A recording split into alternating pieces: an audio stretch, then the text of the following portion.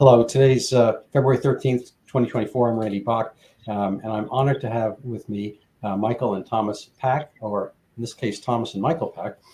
And Michael, I remember from 1,000 years ago, we went to Horace Mann School in the Bronx, and he was friends with my older brother, and he is a filmmaker, and how would you call it? I guess he's kind of an iconic message maker. I loved his film on Clarence Thomas. I think it's Created Equal, if I'm not mistaken. And he and Thomas are engaged in bringing other films to be. And so, without further ado, Michael, Thomas, tell us a little about yourself, your project, and what is Palladium Pictures, if I'm not mistaken, and so forth. Absolutely. Well, thank you for having us on your podcast. And it's good to see you again after all these years. We won't give the number. I have been making documentaries for many years. I've done 15. They've all been nationally broadcast on PBS. As you said, the last one was about Clarence Thomas, Created Equal. Clarence Thomas in his own words. Still available streaming on Amazon and Newsmax and Fox Nation and many other places, and go to our website and find it. But after doing this for many years, we are now trying to expand and deal with what we think is a major problem, that there's really a dearth of talent, creative talent on the right, period, but particularly in our area of documentary films. This last decade or so has seen an explosion of nonfiction and documentary films, period, on the left, really. So you see more and more of those kinds of films on Netflix and Amazon and Hulu and PBS and HBO and everywhere, from true crime to political things to whatever. And the quality has gone up and up and up. I mean, often they're indistinguishable in a way from scripted drama. And on the other hand, it has only been on one side. They're all progressive films. So why is that? I mean, and how can we fix it? Clearly, the country is not benefited by hearing only one side of many issues. So our analysis really is that it began years ago, that the left, starting in the 1960s, having failed to create violent Marxist revolution in America, announced to the world that they were going to engage in a long march for the institutions and try to infiltrate, if that's maybe too strong a word, the cultural institutions of America, starting at the universities, where many of them were, and extending to Hollywood and the media and everywhere else. I mean, I think it's their right to do that. I don't hold it against them. They said they were going to do it. They did it. They've been very successful. All these institutions are dominated by progressives, and they have made films and exercised their power in an open and fair way, as is appropriate in a democracy. We have failed to mirror it. And they have, over these years, since the 60s, spent, I say, tens of billions of dollars on nonfiction programming alone. And, way more, really. For example, Netflix spends, I think, 8 point something billion a year. So maybe half of that are nonfiction or less. And public broadcasting is 2.5 billion. And Ford and MacArthur, they have, you can quickly get to 10. On the right side of the spectrum, it's more like tens of millions. It's not nothing. And I myself and my company have been beneficiaries of that. But tens of millions compared to tens of billions is 1,000 times less over decades. So it's created an ecosystem on the left and nothing on the right. So the people on the left have built structures to nurture and encourage filmmakers, as it is their right to do so, beginning in colleges and universities. There are 4,000 universities in America. Everyone has a film school. They are consciously progressive and woke. They often advertise that they're going to create, advocates for social justice. And so every year they graduate, tens of hundreds of thousands of wannabe filmmakers. So only 5 or 10% have talent, and then go on to be successful. And there's no similar sifting process on the right. And then it goes on from there. Those young filmmakers can get grants from left of center foundations like Ford and MacArthur. They can get their films aired on PBS and Netflix. They can go to friendly production companies that are looking for young filmmakers. Their films are then shown at film festivals that look for those kinds of films, from Sundance and Telluride and Toronto on down. And where's the system on the right? There is nothing. So the net result is all the talent, all the production, all the output is on the left, and America is only getting one side of important subjects. And it's often not apparent because it's not so much the bias of the films as the stories they choose to tell. I say that we, as Randy said, we made a documentary about Clarence Thomas. Before then, the most popular Supreme Court documentary was about Ruth Bader Ginsburg. It's a different choice of whose story to tell. Of course, Ruth Bader Ginsburg had 2 documentaries and a feature film and many other things. Clarence Thomas said only us.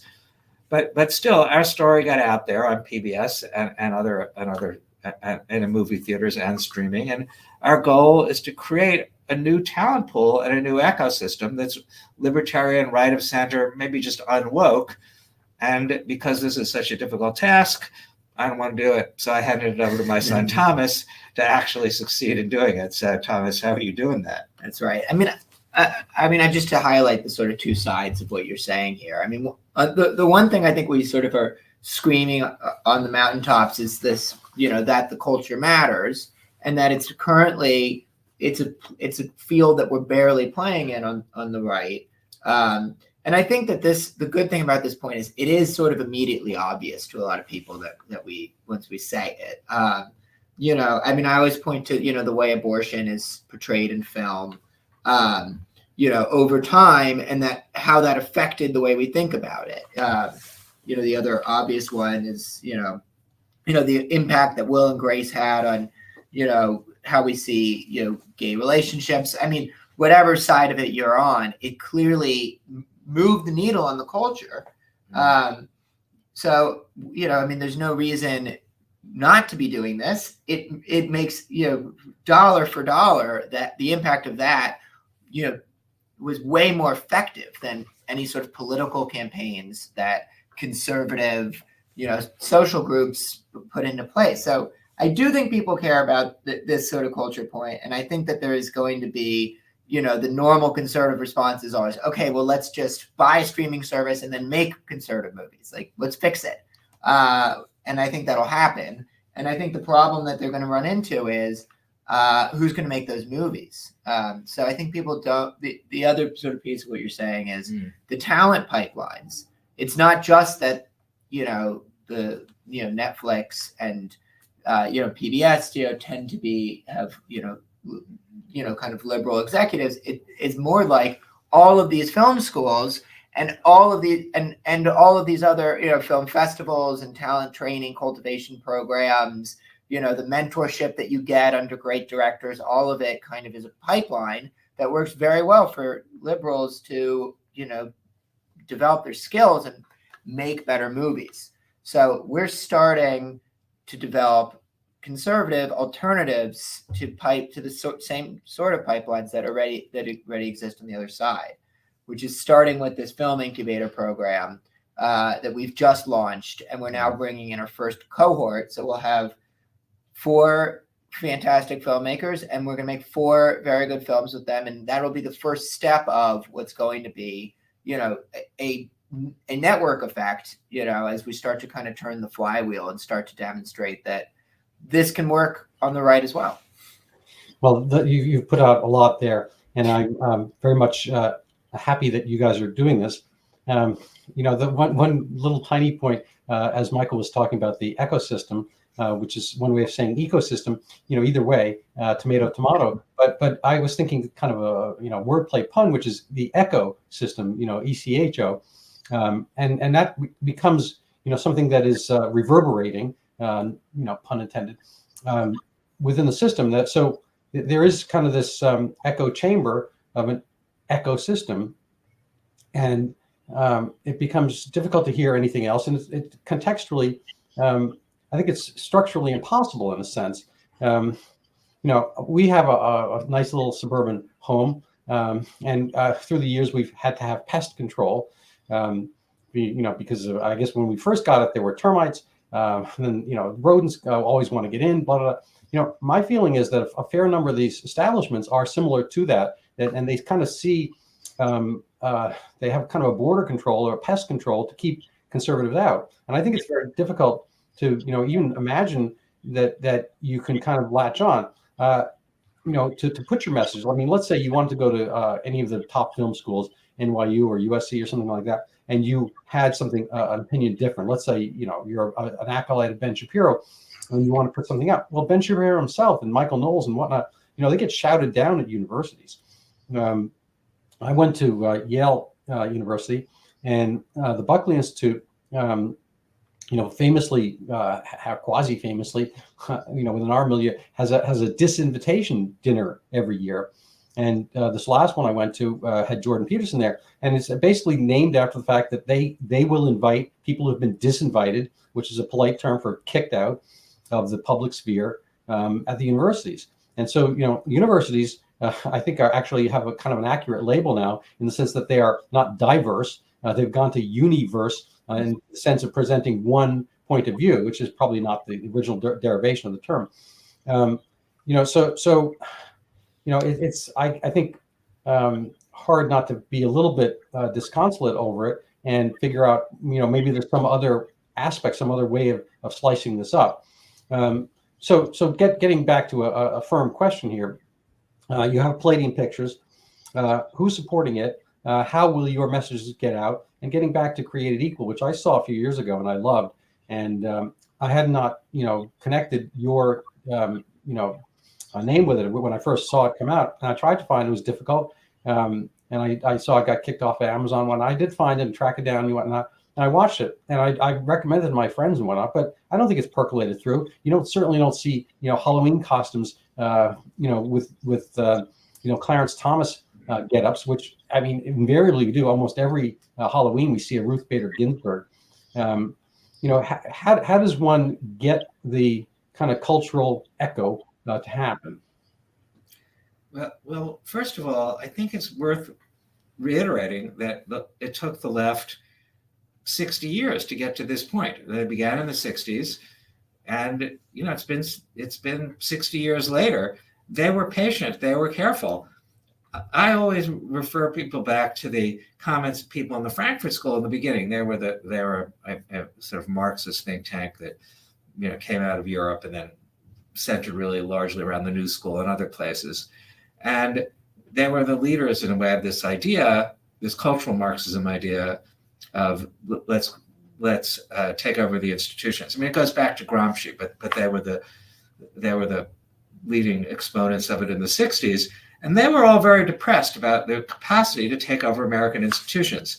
They were, they were looking at America first in the 50s and early 60s, and they would look at Bonanza and the things on TV, Father Knows Best, and everyone seemed happy. And how are we ever going to convince this happy, contented, middle-class country to become revolutionary? How are we going to take over? It looked undoable. And Hollywood was controlled by moguls who had fled Eastern Europe and were very patriotic, but they were careful, they were patient, they looked for opportunities, they were very focused, and over time they succeeded. People on the right want to succeed tomorrow, but they don't have this patience. Cultural change takes time. We do not like to promise people that we were going to change things, next year. You have to, change can start and we could show progress, but I think it'll take time. I also like to say, however, about making films, I spent some time in the government. I think it's very hard to change the government. Conservatives are often optimistic about changing the government. People have often said to me, "Oh, Michael, don't worry, wait until there's a Republican president. He'll fix the culture." But that has never happened. There have been many Republican presidents in my lifetime. They never fix the culture, whatever that means. They can barely fix anything political. The politics is hard. As we know, there's an administrative state, a permanent bureaucracy, hard to change. It is not as responsive as it should be to democratic pressures. However, culture of film is a relatively free market. Conservatives can make films. Conservatives can, as Thomas was alluding to, take over distribution systems. They could buy and sell and create new streaming services and everything else. They have simply failed to do it. It takes money and it takes time. Billions of dollars if you actually fix the culture writ large. So we haven't put the time and effort into it, so we can't complain that we're not succeeding. I often say it's not really a culture war. It's not a culture war when only one side is fighting. And only one side is actually making culture. It's as if you had a real war where one side had an army in the field and the other side were complaining about that army. Who would win? We are just complaining about culture. They're making it and they're serious about creating its institutions, and we have not been. So let's see what happens if we change that. The piece that we are starting, and I think we see the effects almost already, is the thing Thomas was talking to about this incubator that we've launched at Palladium. And I encourage your viewers and listeners to apply, actually. It's going to be every year. It's not quite open yet for the next season. It'll be a few months, but you can go to the palladiumpictures.com website and see when it does open. But we are funding the work of what we think of as young, up-and-coming, conservative, right-of-center, non-woke, whatever term you want to use, filmmakers with a different perspective. We're going to fund their short film. We're going to give them distribution and help them promote it. But this is what Thomas was saying. More than that, they're going to be part of a community that hopefully will help each other and go on to make bigger and better films. And I'm not actually that pessimistic. I have gotten every one of my films nationally broadcast on PBS, including the Clarence Thomas film, to say nothing of the fact that before it was on PBS, it was in many, many movie theaters. It was in, what is our number? I think 110 or something. I forget. Theaters before. This was in January of 2020, before the pandemic kind of closed movie theaters, and now it's streaming. Now, it's true that Clarence Thomas has not achieved the bounce that Ruth Bader Ginsburg does because it's only one film. She has that entire system behind her. For example, the film that was made about her, the best of the two documentaries, was nominated for an Oscar. It was in Sundance. Ruth Bader Ginsburg herself went to Sundance, and she appeared. Robert Redford, who started Sundance, introduced her and praised her. There's no doubt that he would not give that treatment to Clarence Thomas. But I think we can make a start. We have to try to do it with the seriousness in which they've done it. And I want to emphasize that they're to be credited with getting their ideas out, whatever it is, whether it's about abortion, the environment, history, their version of what happened in the Cold War. We just have to get our version out. It's supposed to be a war of ideas. We are not fighting. It's a complete failure on the part of conservatives. It's not, the people on the left are not to blame. They're doing what they're supposed to do, fighting for their ideas. We're not fighting hard enough. So I think, I think we do fight. I think there's a little bit of tilted table situation. I remember when Hillary Clinton got elected to the Senate from New York, of all places, and she had a book out, which I'm sure nobody would read. And she got an advance of, round numbers, $1 million, something like that. Because why? Because, I think there's kind of a background regulatory capture aspect to these things. When Hunter Biden, needs money, he puts out paintings, and we go for $100,000 each. Are they accurately valued at that price? No. Were Hillary's books going to sell $1 million? No. These are payments, wink, wink, nudge, nudge. They're payments in kind that I think signify the kind of circular regulatory capture hand hand feeding hand aspect that has kind of perpetuated this successful march through the institutions. And such as they are, the institutions tend to feed on each other. So when the Obamas get a grant at Netflix, well, I think it's a quid pro quo, and then there's quo pro quids going back and forth. And if you use the British term, there are lots of quids passing around these pros. And what's up with that? Well, it's a difficult thing I mean, people, without being, putting tinfoil hats and conspiracy ideas, I think it's fair to say that if money goes to the Ukraine or something like that, that a lot of it's going to go in the hands of contractors, and the contractors are happy about it, and they will shuttle the money back. And you can argue about these things with vaccines and any number of, kind of situations which accrue that have money attached that, the government is not necessarily as firmly, frugal as you and I might be with our own cash. And so the money's around, sloshes around, and everyone's kind of happy about it. But it's always seemed to be on the left. They don't want you to be in part of that party. And so the money's going to be tricky to garner. So I guess I have a question about that. And then the other question would be, while I kind of disappear, is, what kind of Andrew Craven has brought up, that a lot of conservatives, they zone out from the culture, and they kind of work on their more conservative concepts, such as gaming and whatnot, which has its own economy. No matter how you slice it, there's only a certain amount of things to go around. You have to kind of garner, and you have to succeed in, I don't know, World of Warcraft or some other games. And those essentially have a kind of a conservative essence to them. Are there other aspects where conservatives go to get their culture and to figure out their bearings? And mind you, a side question would be, how do you guys maintain yours? Well, I agree with you. Of course, the table is slanted, and there is a lot of this, self-serving aspect to things in these institutions. So that's because, and a lot of the money that's sloshing around on the left, some of it is money that comes from foundations, corporations, but some of it's from the government in a way that is probably not quite right. However, I think there's actually a lot of money on the right, a lot of money, and we are not spending it.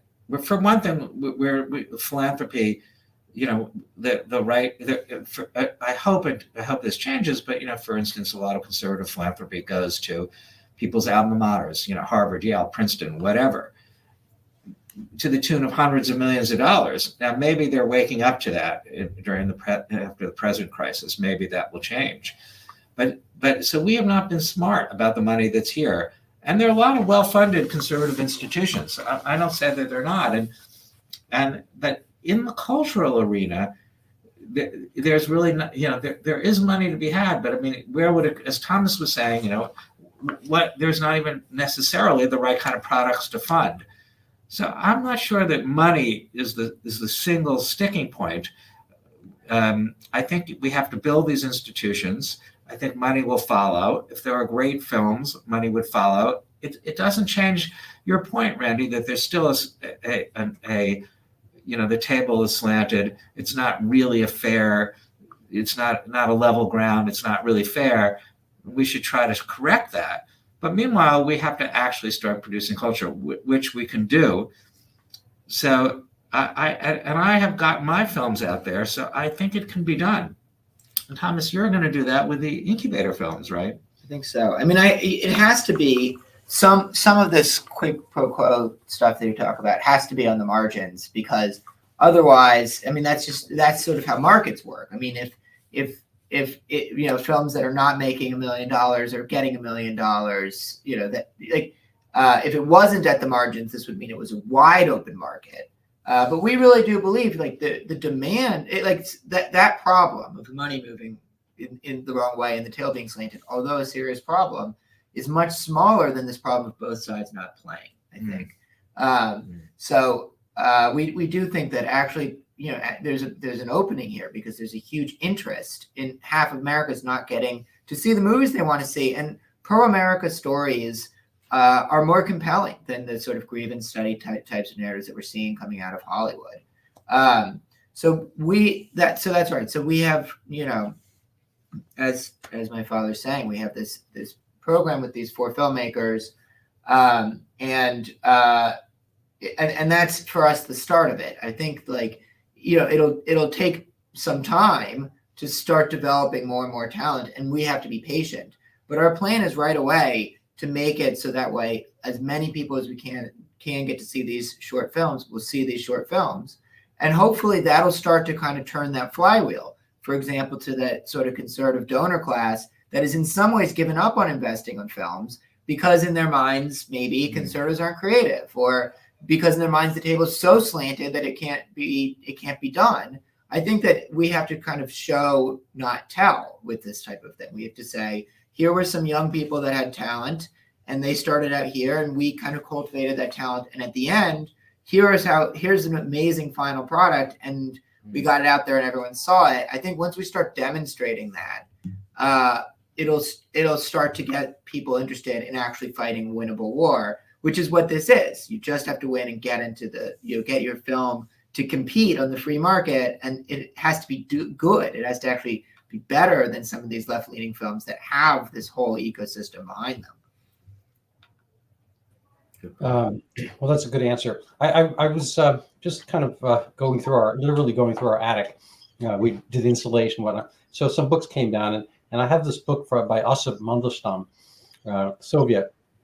And, he's kind of got he grew up at the time of revolution, and he's got the standard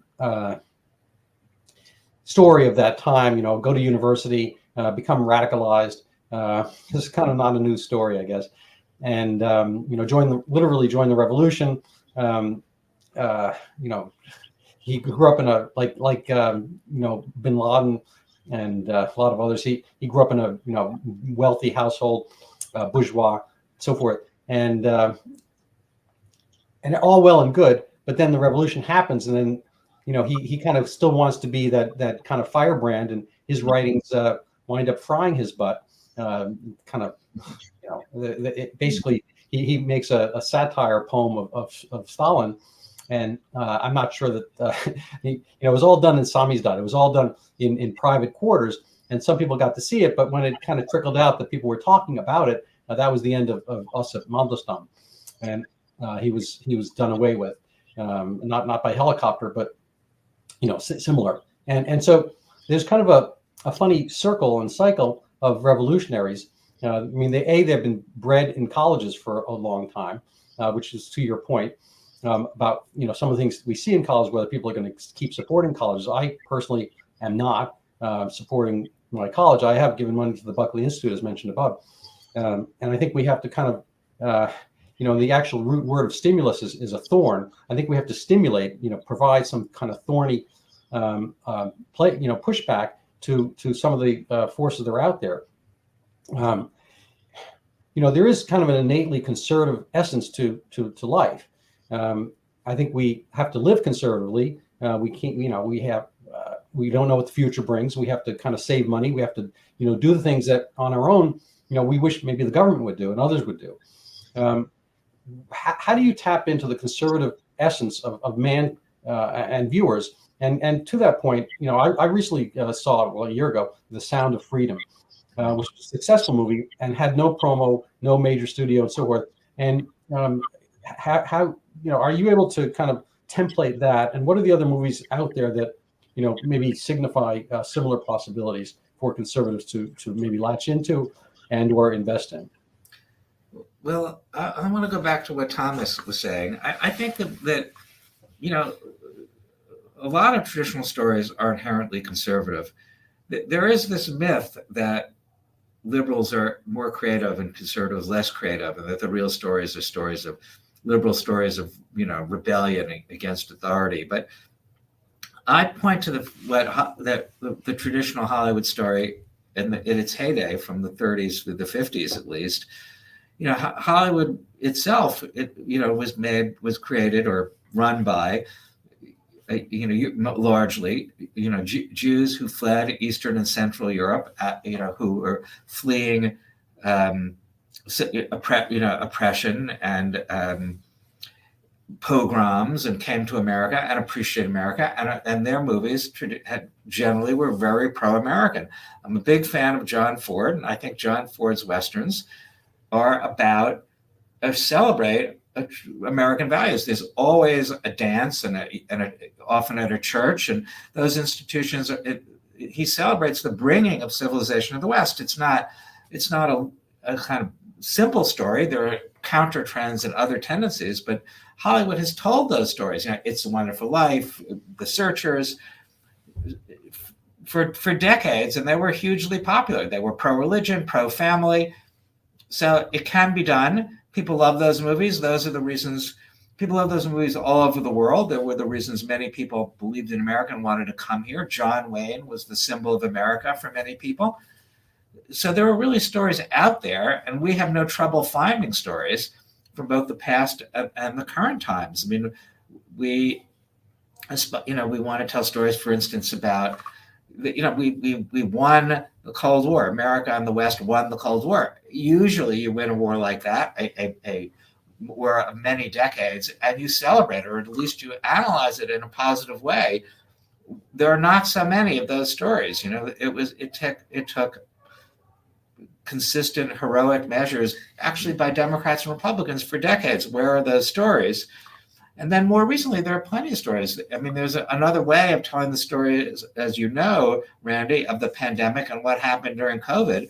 And we know that at least half the country or more is anxious to hear those stories, critical, for instance, of Dr. Fauci, instead of just a We Heart Dr. Fauci documentary. So there's an audience out there, as Thomas was saying. There are plenty of topics. It's a matter of reaching the audience by coming up with films they actually want to watch and ways to reach them. And I think those are solvable problems. A first thing, but just to underline, we can't just come up with propaganda, which is what the right has tended to do. People don't want to be beaten over the head. They come back after a hard day's of work. They want to see an entertaining story, not just propaganda, not just kind of intense red meat conservative documentaries, although many do watch those and they have a place too. But we want to make films that reach the middle of America and not just a conservative core. And there's a huge group out there that are dissatisfied with Hollywood, dissatisfied with woke ideology, that are up for new things. And there's a huge audience. I mean, and many, no problem finding topics. Right. And just to put kind of a finer point on it, I think there's sort of two types of mistakes that conservatives make when trying to make these types of, pro-America films. The first being what you were just talking about, the propaganda film, the sort of like, I'm gonna tell a story that is, demonstrates the conservative ideal, right? Which is something that John Ford would never do. He presents America warts and all. I mean, he shows the sort of good part of the American dream while also reflecting where and when we fall short. And then viewers wrestle with it, and it's like, it's an actual powerful experience. And it's real art. It doesn't feel like propaganda. And that's actually something worthwhile to watch. The other error, I think, is just going for a quick hit, right? Trying to score a political point that is going to work in the short term. I think that it's, for whatever reason, the way our market and our ecosystem works kind of is geared toward that. And these types of things don't make a lasting impact on the culture. The culture is a slow burn. In our film about Clarence Thomas, you tell this story about him from his perspective. He looks at the camera, tells his life story, and it didn't. Our sort of more liberal friends that watched the film, I don't believe very many of them really changed their mind about not liking his jurisprudence. But what it did accomplish is they sort of saw him as a human being, which, is what you do when you hear somebody tell their life story over a 2-hour film. And then he got in the news again, and they still didn't like him, but now they've seen him as a human being. So that effect, that's a cultural effect. It's hard to pinpoint what happened and how that changes the landscape. And it kind of doesn't, if you just do it with just one time. But that's the type of thing you need to be doing. And you can only do that by making a film and putting it on PBS for a liberal audience and making something that's watchable even if you disagree with it. I mean, it takes a lot of time to move the cultural zeitgeist of American. Yeah, no, I appreciate that. And then speaking to your movie, I mean, I literally laughed, I cried during creating, I think that it's an incredibly moving story. Some of the actual stories are meta stories in the sense, Brett Kavanaugh probably has a far less interesting, origin story than Clarence Thomas does. But the story that's writ, in a sense, I mean, this trial by fire. I mean, Clarence Thomas had his, Brett Kavanaugh moment at the hands partly of Joe Biden, by the way, which is interesting. I'm wondering if you would draw a parallel to the stories that get writ in the public. And for instance, the Brett Kavanaugh story is a hugely polarizing narrative in a sense. I play squash and tennis, and I belong to a club, and I belong to some other organizations, with human beings in them, and such as we have in our leafy Boston suburb. Everyone pretty much leans to the left. I mean, it's kind of tricky when you're playing squash to lean to the left, but they do it anyway, and so everyone's already kind of pre-convicted Brett Kavanaugh because that's what they want to hear. And I think a fair amount of knowledge is team-based. If you're a Patriots fan, a Redskins, Commanders fan, or whatever it happens to be, that's the way you see the world. And you see the Super Bowl, through the lens of victor or oppressed. They stole this from us, etc. So when a story, which I think is as clear as possible, that Christine Blasey Ford was blazing a trail of prevarication, others don't see it that way, and they're ready to follow in. So I think some of the movies get played out in real time. People believe what they want to. I was engaging with a pretty well-known reporter, friend of mine, alumnus, and he just was totally in on the Trump mocking the reporter with arthrogrypia or something like that. And there's an actual documentary that debunks the whole thing. He'd never heard of it. These things don't bubble up, but a lot of things are just playing out in real time. We kind of have the movies of our lives, to sound soap opera-ish. I'm wondering, how you feel about that, whether there's been a good, Brett Kavanaugh movie, whether you have another Supreme Court justice movie in you, or what are the kind of themes that you're going to be coming up with? So I'm going to kind of leave that there. You can pick and choose. Well, it's true. The Brett Kavanaugh confirmation hearing actually followed the Clarence Thomas model amazingly closely. And it actually failed both times on the part of the left, since both were confirmed, but they were weakened by the confirmation battle. And it's true that, I think we will never capture perhaps very progressive people in wealthy Boston suburbs, or where we are in a wealthy Maryland suburb. But there's still a vast swatch of the country that is not convinced by these things and needs information and needs to hear the other side of the story. At least half, look at how close the last couple of elections have been.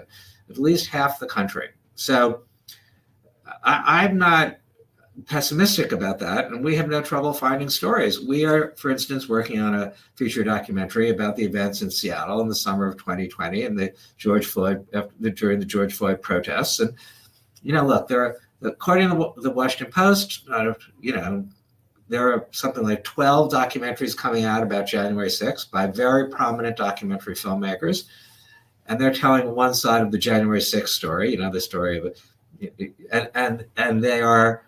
It's their right to do that, and I'm sure there'll be good documentaries, actually, and I think there's a lot to be said for the left side of that story.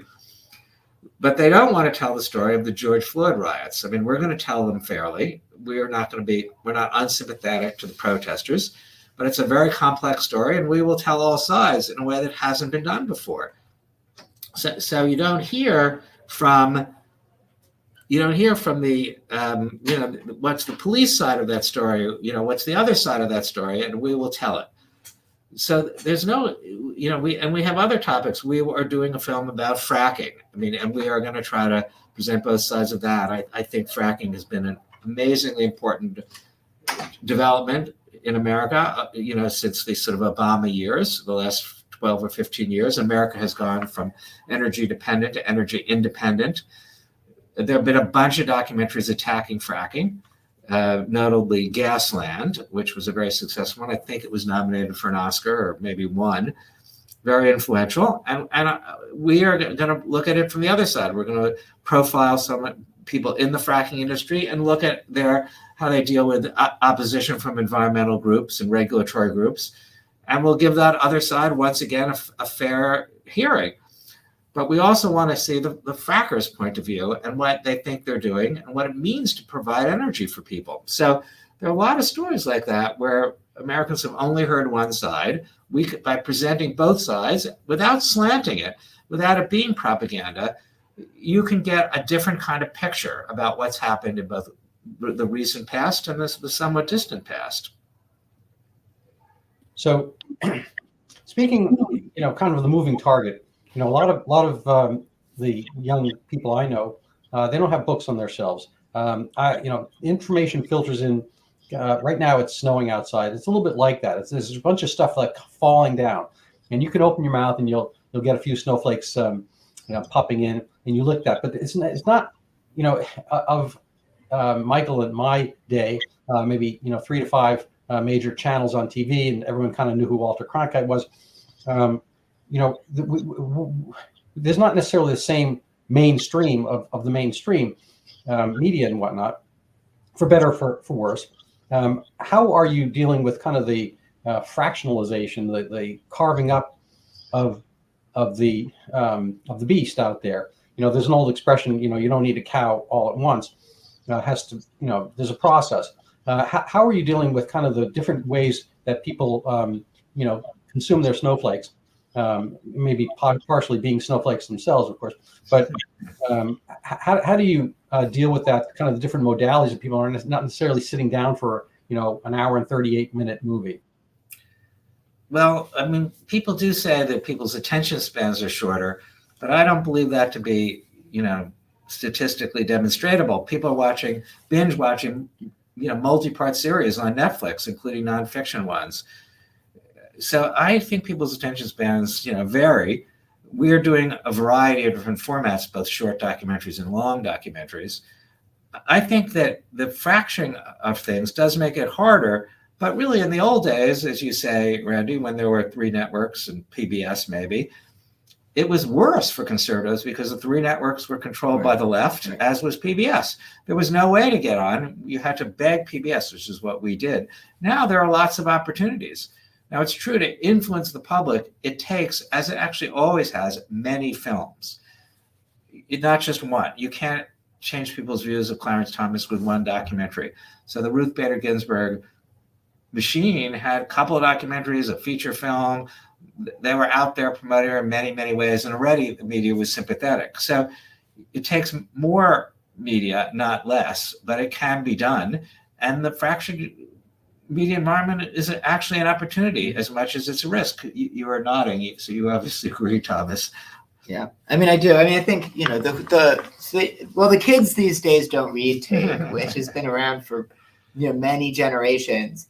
I mean, maybe the most interesting time that tape was present was when kids were reading the absolute most. I'm sure parents are still saying it. Why are kids not reading Pilgrim's Progress the way they used to read it?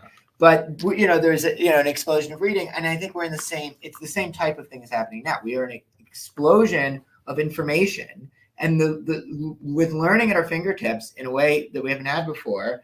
And it's kind of amazing to see how much kids are hungry for it and how much young people are learning from one another and learning from the internet. It's just done a little differently than before. In our space, the video space, it's really an explosion. I mean, it's like the ability to get in front of people, if you're good, is higher than ever. The fracturing, as you're saying, from this, from 6 channels into find your niche and do it online is pretty impressive. And we're seeing, I think Randy mentioned Sound of Freedom, and we're seeing things, break past the Hollywood system, in part because, I mean, honestly, the demand for video has exceeded what Hollywood can come out with. And so that, I think, all very much plays in our favor. And it's all but it's all different and it's all interesting. And you have to kind of think through video from a slightly different perspective as the landscape is changing. My thing that I always come back to, though, is even though we're at this highly winnable situation where people are consuming videos and people are thinking in a lot of ways critically because of the content that they're taking in, and they're looking for alternative sources, even though we're in that amazing spot, we need people to actually invest their time and effort into creating good art that is compelling, because that is what's rising to the top in this new fracturing system. Less and less it's going to be what the sort of entrenched institutions pick for us to watch, which is good, because as we're saying, those entrenched institutions not necessarily always in our favor. So I think it's an exciting time, and it's certainly an exciting time. It's an exciting time to be making films, and so I'm glad we're doing that. But it's also an exciting time to be training the future of filmmakers, because those people are going to take advantage of a radically different film landscape. So I appreciate that. And before we're kind of rounding out the hour, and I'd like to put up a few links so people can find you and your projects and so forth, and learn about the incubator and potentially apply. But I'd kind of like to ask a movie question, a personal question. What are your own kind of beacons? What are the things, the rules by which you live? And how do you, what is a conservative? How do you become conservative? Why be conservative? And what are we conserving? Maybe you should start, Thomas. In terms of movies in particular, or just in terms of personal philosophy? I would say personal philosophy, because I mean that motivates what you're going to be picking. What's your kind of guiding light? Well, I mean, I think for me, it's like I feel very much like I just am very much in agreement with the American founders. In that I'm generally distrustful of too much government power and of human nature to be corrupting. So I'm like very glad that I live in a political system in which the people in power are meant to be jealous guardians of each other's power. And that I think, and that is a key belief of mine. And I just don't, and I see that government doesn't ever seem to do anything particularly well. And I think that's a guiding principle.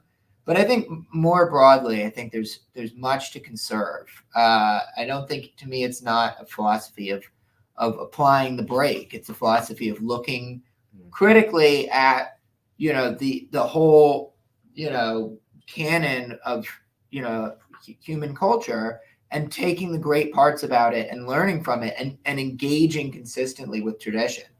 So that's what it is for me. What's your guiding philosophy?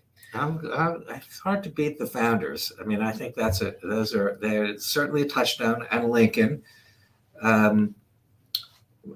But on an artistic level, I believe that, one has to sort of think through the whole history of Western culture. Thomas and I are together reading Emily Wilson's recent translation of the Iliad, perhaps the founding epic in Western culture, and a great book, period. And a complex book, Achilles, he's the hero, but he's not a hero. He's not a hero like he's good and Hector's bad. Hector, the Trojan hero, has his complex character with good and bad, and Achilles has a huge amount of bad. I mean, he's the wrath of Achilles causes the murder of people on both sides, and Homer is very complex in his presentation of it. War, it's a war book, obviously, but war is presented as both a field of honor, but also a horrible, meat grinder, as it always is. And so, we'll never do anything as good as the Iliad here at Palladium Pictures, but it's important to try to understand what made them great and to try to do that. I was very impressed by something I read today about Robin DiAngelo, who wrote White Fragility, was talking about how when she gives an example, when she's talking about the patriarchy, when she teaches in her class, she uses as an example the Sistine Chapel. And she says, when you look at, the famous picture of God and a man being created, she says, it's all white men. And as she said, and it's God, and he's and with another white man, I don't remember who it is. Maybe it's David, I forget who. Clearly, it's Adam. That's often called, God creating Adam. But to not know that is what is going on there, and to be a PhD and to be teaching it, not just happen to be making a forget for a moment, but you teach this, is amazing. You cannot be so foolish without getting a PhD in America. But that it's the opposite of what Robin DiAngelo thinks. You have to confront something like the Sistine Chapel and think about why Michelangelo did what he did, and not just assume that you're better because you know that, white people bad, people of color good, and he didn't know that. I mean, it's also true that, in Renaissance Italy, he didn't run into many people of color. And he had a complex picture of gender. Obviously, he's gay, but he's had this complex picture. I can think you can be critical of it, but you have to sort of understand it. And that book, that work, the Sistine Chapel, is an amazing confrontation with this sort of history of man and the nature of God and the human condition. And to only see it as white racism and patriarchy seems to me so backward. We really are the other side of that. I think it's a huge sadness. I mean, it's self-obvious how sad it is. People react. You were talking about the founders, and the founders. I think best product is that they understood that humans, to borrow the kind of the Christian term, are fallen creatures, and that we have our interests and so forth, and to put those, kind of have a checks and balance system that. People's interests are going to compete against each other. And getting back to the great competition, our gladiator phase, the Super Bowl, which I only just realized the other day, if you put the B the other way, it becomes a superb owl. Kind of, I think, an interesting concept. But there's a lot at play there. So people will watch the Super Bowl, which in essence is a conservative aspect. There are winners and losers. There's drama at play. And I think a lot of what's conservative is not necessarily a play-by-play movie where which introduces the stock white man bad, purple-haired nose ring daughter great, but a lot of these things play out. I was kind of thinking while you guys were chatting about the Super Bowl, the halftime show, Usher. He said, they never thought I would make it. Like, who were they? Here he is on the stage. He's got literally 1,000 dancers around him, or maybe a few hundred. And so, I mean, I'm not sure what the tough times of Usher's life were. I'm not necessarily going to read up on it. But then I noticed that there was a lot of Bud Light sponsoring. And here they are at the Super Bowl, and they must have decided to do a sea change a little bit. And I didn't see Dylan Mulvaney up there with Usher when anybody else. And they were going for their old kind of humorous, jokey demographic. And I think the essence of conservatism, in a sense, is like we just want to be left alone. Bill Burr, who's not a conservative but a comedian, not to be confused with Bill Barr, who's maybe a comedian but not a conservative. But Bill Burr, says he just wants to watch the game. Can they stop ruining stuff? When they kneel for this, when they do the flag, when they have all these kind of political overlays, when they're wearing pink. I mean, he says, I'm nothing against curing breast cancer. I get it, but it's a football game. We just do the football game, and you do your own thing at a different time, and so forth. And it's like a lot of conservatives just like stop ruining things. And I guess the hopeful message I would have is that. Usher was kind of a little bit of a moving the needle back from maybe last year's Super Bowl, which was like one kind of hip hop-ish thing after another. And Bud Light seems to have, learned a lesson, and they're trying to, regain audience. So I think audience is there for these things, that kind of the conservative essence messages that we have is, get the F out of the way. Let us do our thing. Let us have our human passions, our human play, our families, our kids, our marriages, our loves, our competitions, and stop ruining everything. Anyway, that'll be a movie potentially. So last words before I kind of pop up some of your stuff. Well, I want to say I too am optimistic. I mean, it's always fun to complain about what the left is doing, but I agree with you, Randy. There's a huge audience that wants to see traditional kinds of movies and documentaries, and are tired of being lectured to and by woke apostles. And the key is to make those films and try to do that and support that. And we implore your audience to either apply to our incubator or recommend other young people to do that. We're looking for people, not just right out of film school, but someone who's on maybe one film that shows some promise that we can that's in the early phases of their career, and they can go to our website and find out how to apply. And if you liked Created Equal, we have 15 or so other films. They're also all on our website. Some of the not on the Palladium website, but on our other documentary film company, our previous one, Manifold Productions website. So, but I think we need to support new product, new talent that's coming out there, and I'm very proud of my son who have launched this incubator to do just that. Do you have any final thoughts, Thomas? Yeah, and also just to jump onto this sort of Super Bowl thing as well as resist. I can't help it, but well, I mean, it's a good example of the same sort of democratization and how that helps us. Because I mean, imagine if they did kind of what the NBA was doing. NFL has a lot of the people in power pushing their identity politics. The NBA tried to do, because they're more sort of entrenched on the left. They tried to empower the players as well. That put whatever message you want on your jersey, kind of thing. I think it's important to note if the NFL actually talked its talk and allowed for identity politics and social impact for their players, the big stars of the NFL are all very much on the right and would be happy to share their religious messages with the world if given the platform. So I don't know if we should say less, have them back off of it. It's almost fun to let them do it. And I think, sort of same here is that we're doing something very similar. I think we're seeing the landscape shift in the mainstream Hollywood, and it's making room for new types of filmmakers.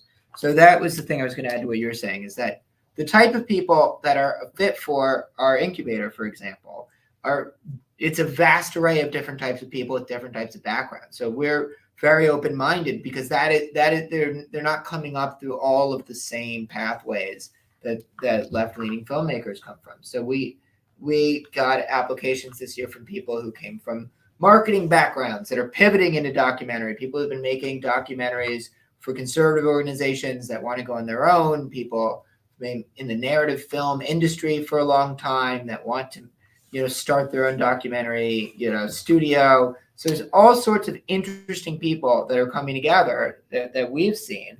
And we're really excited about what's going to come out of this. I think it means that we have a more diverse backgrounds among our people, and it's going to be better films. So really, this is this program is a good opportunity. You get your film funded, you get your film distributed. But I think which I think are the two things that draw people to us. But the main benefit is they get mentorship from Michael Pack, and they get to kind of learn how to make a great film and how to, which they can carry along into the future. Yeah. So we just want to thank you, Randy, for having us on and giving us a chance to sort of make that appeal. Well, I appreciate that. Thank you very much. Let me just, before we leave, I want to show a couple links for our audience. And if Michael Pack's mentorship has resulted in Thomas Pack, I think that certainly commends it somewhat.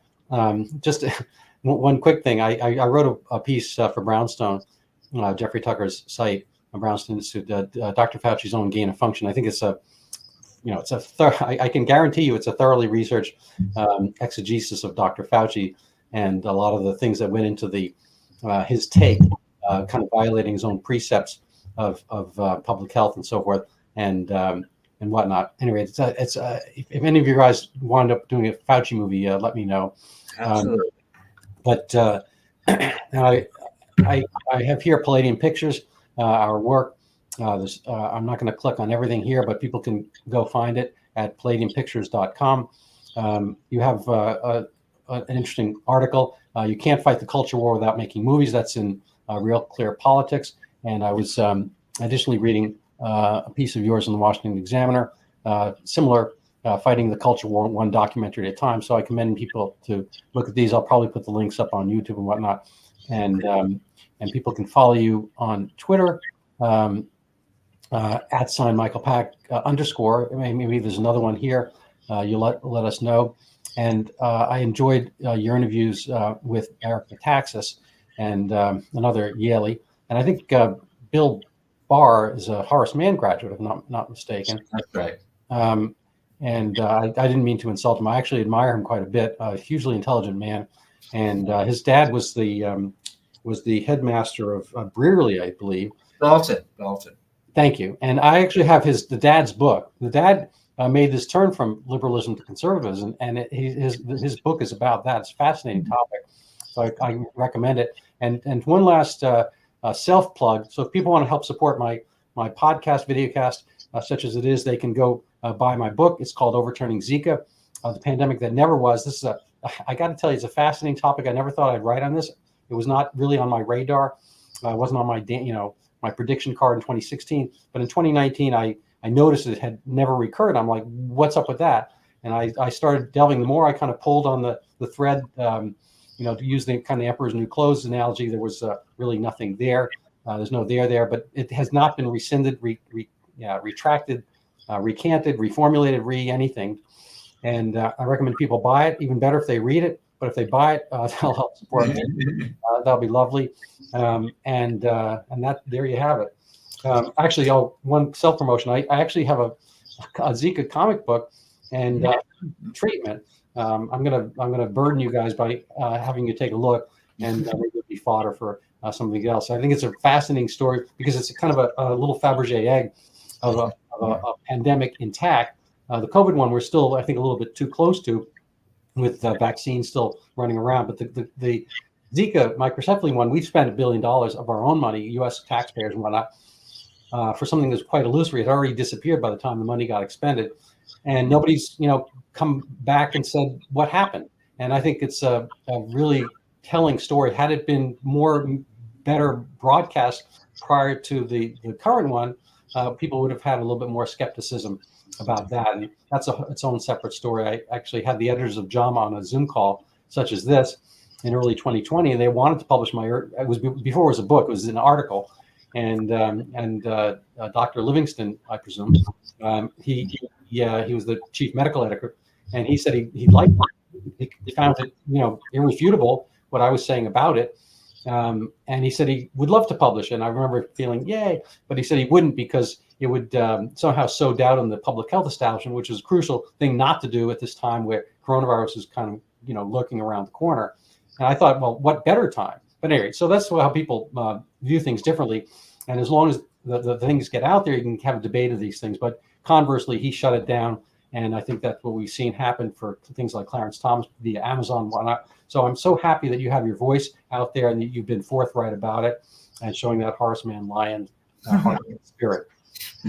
Yeah, thank you. Thank you again, Randy. Thank you. All right. So have a lovely day. And thank you so much for being on my show. Thank you, everyone who carried forth and listened. Okay. Thank you.